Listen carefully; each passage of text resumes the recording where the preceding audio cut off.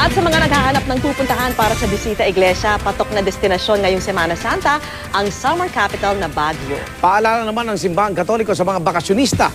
Huwag naman daw isang tabi sa gitna ng pagsasaya ang diwa ng Semana Santa. Saksi si Ruth Cabal. Ramdam na dito sa Baguio City ang dagsa ng mga deboto ngayong Semana Santa. Gaya sa Lourdes Grotto sa Mirador Hill, napatok sa mga nais talagang umakyat sa 282 steps nito bilang bahagi raw ng kanilang pamamanata. Isa na riyan ang 75 anyos na si Lola Lydia na dahil daw sa Birheng Maria ay natupad ang hiling niya noong magkaroon ng sariling bahay.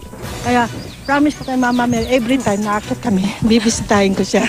Hindi naman exactly na every week. Kasi mataas din yung ano. Pero parang exercise na rin. Yes, oo, lalo ngayon ng Holy Week.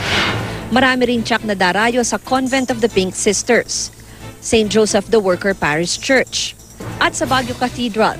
Gayon din sa tinaguriang Prayer Mountain sa Dominican Hill, kung saan nakatayo ang Ten Commandments tablet na kinilala ng Guinness World Record na pinakamalaki sa buong mundo. Halos kasing taas ito ng cell site.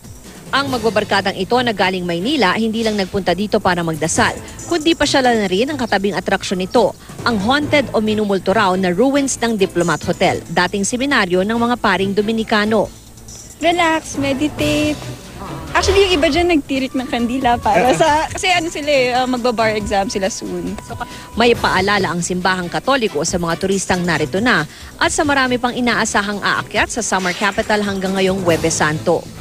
Kasi sometimes naman na, wala lang, bakasyonista lang talaga.